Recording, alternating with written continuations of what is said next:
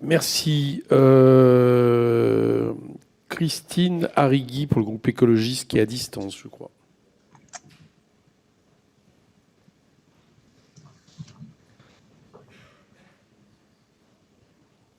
Christine? On ne vous entend pas, Christine. Il faut mettre le micro. Oui. Merci. C'est bon? Oui. Oui, je disais que j'avais une bande passante un peu fragile et un peu comme le pacte de stabilité.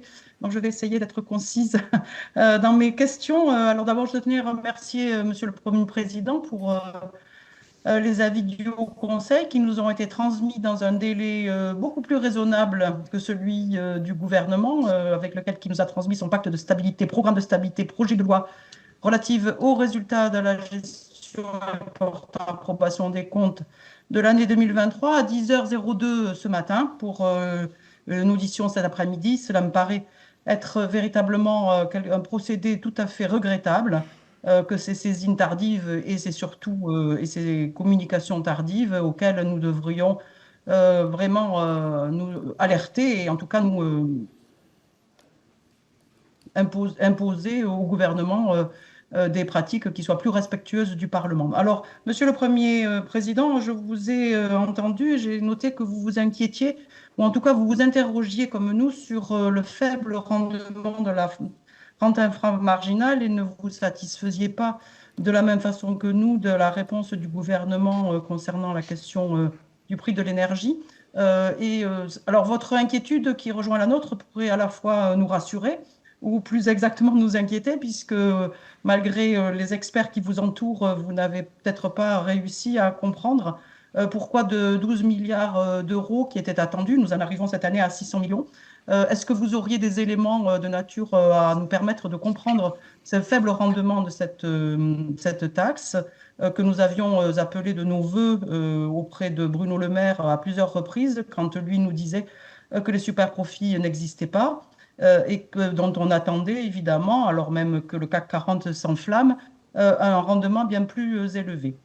C'était ma première question. Ma deuxième question, c'est, vous dites que la prévision du gouvernement suppose la mise en œuvre de mesures budgétaires et fiscales supplémentaires qui, si elles étaient intégralement réalisées, pèseraient sur la croissance en cours d'année. Et est-ce que vous pourriez nous éclairer davantage sur les mesures budgétaires et fiscales supplémentaires que vous évoquez, en particulier en lien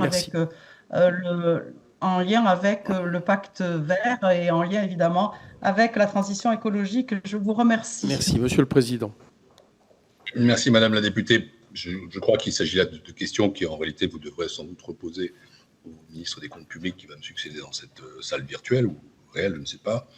Sur la CRIM, je rappelle que l'État a annexé la LFI 2023 pour un produit de 12,30 milliards d'euros, estimé abaissé lors du PESTAB à 5,5, puis en loi de fin de gestion pour atteindre 2,78, et le produit constaté a finalement été de 626 millions d'euros. Et pour l'heure, l'administration n'a pas été en mesure d'expliquer de manière satisfaisante ce qui s'est passé.